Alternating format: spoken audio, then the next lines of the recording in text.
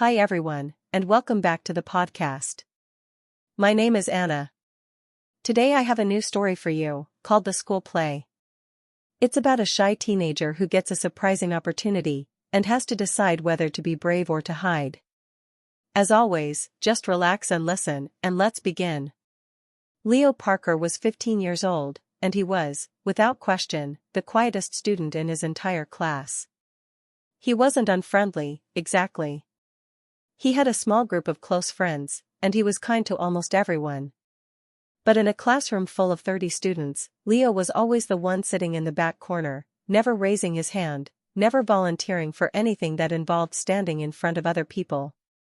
Leo's English teacher, Mrs. Ahmed, had noticed this about him since the beginning of the school year. She often saw him writing in a small notebook during free periods, and once, by accident, she had seen a page of his notebook, full of short stories and poems, surprisingly good ones for someone his age. Leo had quickly closed the notebook, embarrassed, and Mrs. Ahmed had never mentioned it again, though she remembered it clearly. Every year, Leo's school put on a big theater production in December, involving students from every grade. This year, the drama teacher, Mr. Wallace, decided the school would perform a modern version of an old adventure story, full of action, humor, and a little bit of magic. Auditions were announced 2 weeks before the school break, and posters appeared all around the school hallways. Leo saw the poster on his way to class and felt nothing but relief that it had nothing to do with him.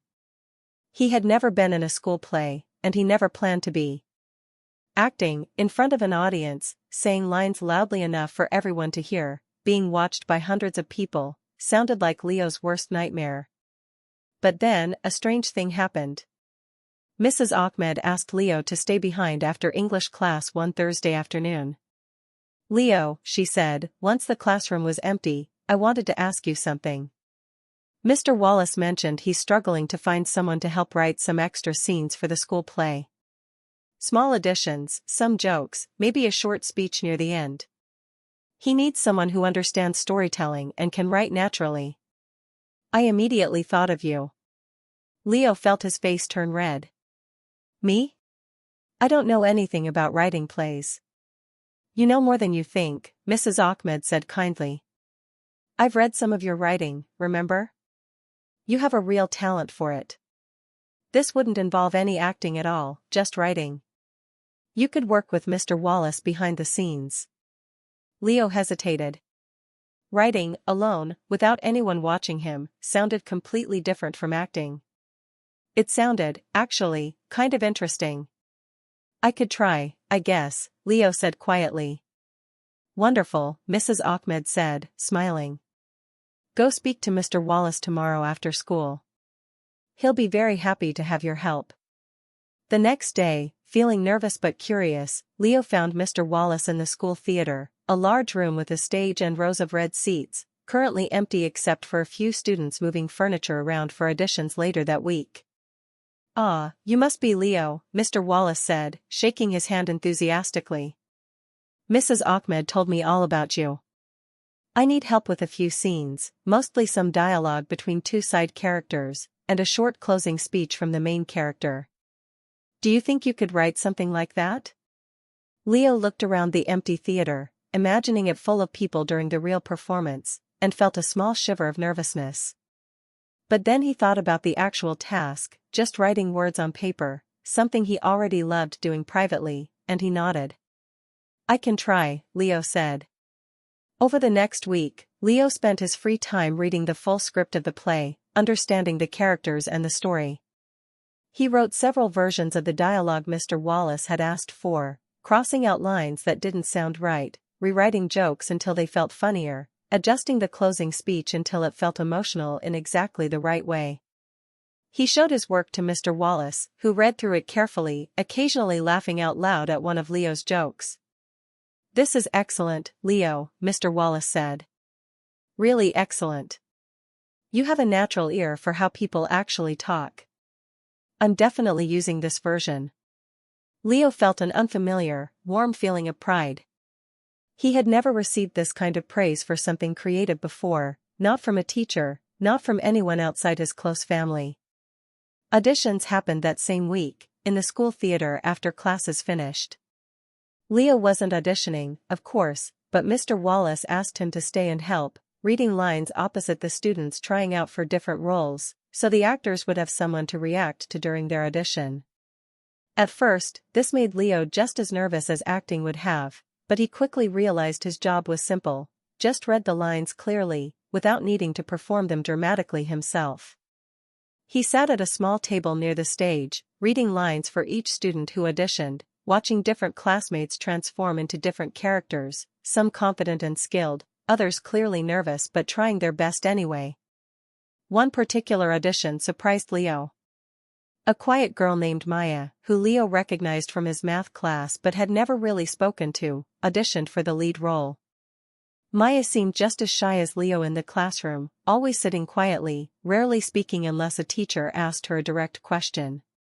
But the moment she stepped onto the stage and started reading her lines, something changed completely. Her voice grew stronger, more confident, filling the whole theater. She moved naturally around the stage, using her hands to express emotion, completely different from the quiet girl Leo thought he knew. When Maya finished her audition, Mr. Wallace and the other teachers clapped enthusiastically. "That was wonderful, Maya," Mr. Wallace said. "Truly wonderful." Maya walked off the stage, immediately becoming quiet and shy again, avoiding eye contact with everyone as she returned to her seat. Leo found this transformation fascinating. How could someone be so confident on stage, yet so quiet in real life? A week later, the final cast list was posted outside the theater. Maya had won the lead role, exactly as everyone expected after her impressive audition. Leo felt genuinely happy for her, even though he barely knew her. Rehearsals began soon after, 3 times a week, after school. Leo continued attending, partly because Mr. Wallace still needed small changes to the script sometimes, and partly because, surprisingly, Leo actually enjoyed being there, watching the play slowly come together, piece by piece. During one rehearsal, about 3 weeks before the performance, disaster struck. The actor playing a smaller but important side character, a character Leo had actually written most of the funny dialogue for, suddenly told Mr. Wallace he needed to quit the play completely. His family was moving to another city unexpectedly, and he had to leave school immediately. Mr. Wallace looked genuinely worried. "This role has a lot of lines," he said, mostly to himself. "And the performance is only 3 weeks away. I don't know who could learn all of this in time." Several students in the room suggested different classmates who might be able to take the role, but nobody seemed quite right, either because they were already busy with other roles, or because they didn't have enough time to memorize so many new lines so quickly. Maya, standing nearby, suddenly spoke up. "What about Leo?" she said, surprising everyone, including Leo himself. "Me?" Leo said, his heart suddenly racing. "I've never acted before in my life." "You already know this character better than anyone," Maya said. "You wrote half of his best lines. And you've been here for every rehearsal. You basically already know when he needs to enter, how he moves, how he talks." Mr. Wallace looked thoughtfully at Leo. "She has a point," he said. "You clearly understand this character deeply, Leo. I know acting feels frightening, but would you at least consider trying? Just for today's rehearsal. If it doesn't feel right, we'll find another solution." Leo felt his whole body tense with nervousness. Every instinct told him to say no immediately, to run away from the idea completely. But something else, a small, quiet voice somewhere inside him, remembered how good it had felt when Mr. Wallace praised his writing, how proud he had felt watching his own words performed on stage by other people. Maybe, he thought, just maybe, this could feel similarly good, in a different way. "Okay," Leo said quietly, surprising himself as much as everyone else. "I'll try. Just for today." Someone handed Leo a script, though he barely needed it, since he already knew most of the characters' lines from writing and rewriting them so many times. Mr. Wallace guided him gently onto the small rehearsal stage, standing opposite Maya, who smiled encouragingly at him. "Whenever you're ready," Mr. Wallace said. Leo's hands were shaking, his mouth felt dry, and for a terrifying moment, he thought he might not be able to speak at all. But he looked at Maya, remembered how she had transformed the moment she started performing, and decided to just try. He spoke his first line, quietly at first, but Mr. Wallace gently encouraged him to speak louder, to trust his voice. Slowly, scene by scene, Leo found himself relaxing slightly, remembering the character's personality, the jokes he had written, the small movements Mr. Wallace suggested. It wasn't perfect. His voice shook sometimes. He forgot a line once and had to check his script quickly. But by the end of the rehearsal, everyone in the room, including Leo himself, felt a small sense of surprise and excitement. "That was genuinely good, Leo," Mr. Wallace said. "Really good, considering it's your very first time. Would you be willing to take the role properly? I know it's a big decision, and I don't want to pressure you." Leo thought about it for a long moment. Part of him still wanted to say no, to go back to being invisible in the back corner of every classroom. But another part of him, a newer, braver part, remembered exactly how it felt performing those lines just now, nervous but somehow also thrilling. "Yes," Leo said finally. "I'll do it." Over the following 3 weeks, Leo attended every single rehearsal, sometimes staying even longer than required, practicing his lines with Maya, who quickly became a close friend and an important source of confidence for him. Maya taught him small tricks she had learned over years of performing, like choosing one friendly, familiar face in the audience to focus on when nervous, or taking one deep breath backstage before walking out. "Everyone feels nervous," Maya told him one afternoon, during a short break. "Even really experienced actors. The nervousness never fully disappears. You just learn how to use it, instead of letting it control you." Leo also discovered something unexpected during rehearsals. Many of the other students in the play, students he had never really talked to before, were kind, funny, and welcoming.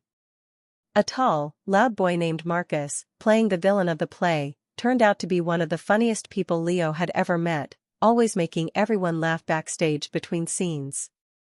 A group of younger students playing smaller background roles started calling Leo the writer-actor, half-jokingly proud of him for doing both jobs at once. Leo's parents were surprised, and thrilled, when he told them at dinner one evening that he had joined the play as an actor, not just a writer. "You, on stage?" his older sister said, genuinely shocked. "Since when do you like being watched by people?" "I don't, really," Leo admitted, laughing a little. "But somehow, this feels different. I don't fully understand it either." As the performance date got closer, rehearsals became longer and more intense. They rehearsed on the actual stage now, wearing basic parts of their costumes, using the real lighting and sound effects for the first time. Leo felt his nervousness returning stronger than ever as the theater started to feel real, imagining hundreds of real audience members sitting in those currently empty red seats. 2 nights before the performance, during the final full rehearsal, Leo forgot an entire section of his lines completely, standing frozen and silent on stage for several long, embarrassing seconds before Maya quietly whispered the missing words to him from nearby, helping him continue. Afterward, backstage, Leo felt close to giving up completely. Maybe this was a mistake, he told Mr. Wallace, his voice shaking with frustration and fear. What if I freeze like that during the real performance?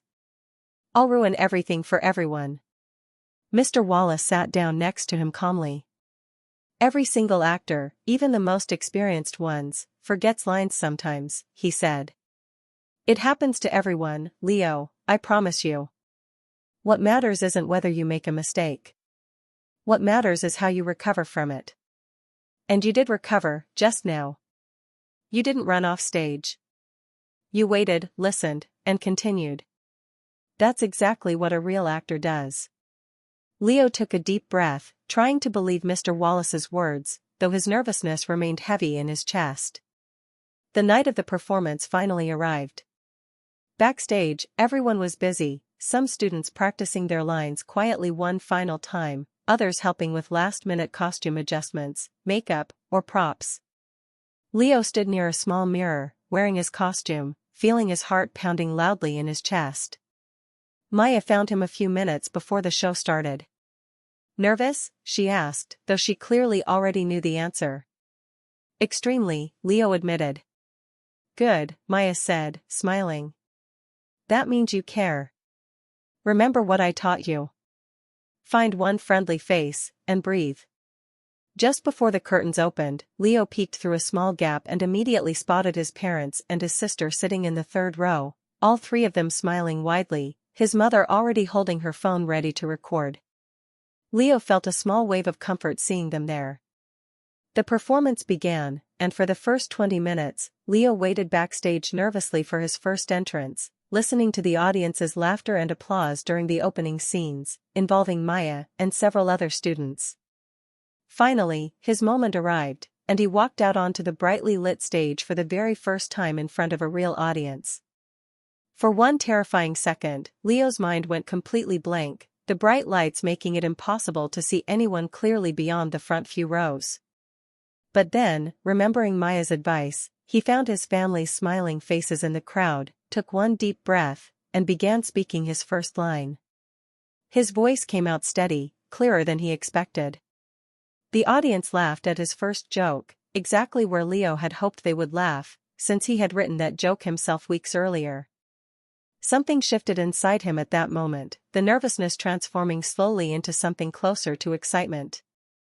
Throughout the rest of the performance, Leo felt himself relaxing more with every scene, remembering his lines clearly, enjoying small moments of humor with Marcus during their scenes together, feeling a genuine connection with the character he had helped create from the very beginning. Near the end of the play, Maya delivered the closing speech, the emotional one Leo had written weeks earlier, and Leo watched from the side of the stage, feeling an overwhelming sense of pride hearing his own words move the entire audience into complete silence, followed by loud, enthusiastic applause. When the final curtain call arrived, all the students walked out together onto the stage, holding hands, bowing as the audience clapped and cheered loudly.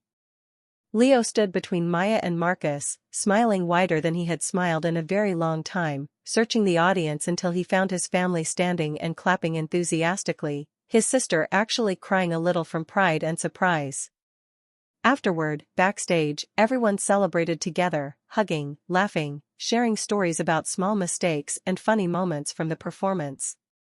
Mr. Wallace found Leo in the crowd and pulled him into a proud, grateful hug. "I'm so glad Maya suggested you," he said. "You gave this play something special, both with your writing and your performance." Leo's family waited for him outside the theater afterward, his mother immediately hugging him tightly. "I had no idea you could do that," she said, still slightly emotional. "You were wonderful, Leo. Truly wonderful." "I didn't know either," Leo admitted, laughing a little at himself. "I almost said no to the whole thing." "I'm really glad you said yes instead," his sister said, smiling. That night, lying in bed, exhausted but happier than he had felt in a long time, Leo thought about how close he had come to refusing the opportunity completely, staying safely hidden in his usual quiet corner. He thought about Mrs. Ahmed noticing his notebook, about Maya's confidence in him, about Mr. Wallace's patience, about every small, brave decision that had led him to that stage tonight. The following school year, when auditions for the next school play were announced, Leo didn't hesitate at all this time. He auditioned properly, nervous but excited, eventually winning a bigger role than before. He also continued helping write scenes and dialogue, since Mr. Wallace insisted his writing skills were just as valuable as his acting. Slowly, over the following years, Leo became known throughout the school not as the quiet boy in the back corner anymore, but as someone genuinely talented both on stage and behind the scenes, someone other shy students often approached nervously, asking for advice, exactly the way Maya had once encouraged him. And that's the end of today's story, the school play. I really like this story because it shows how sometimes, our hidden talents surprise even ourselves, if we're just brave enough to try. Before you go, think about this: has anyone ever seen something special in you, something you didn't fully see in yourself? Did you decide to try it, or did you decide to hide? Thank you so much for listening today. This has been Anna, and this is the podcast. See you in the next episode. Take care, and keep practicing your English.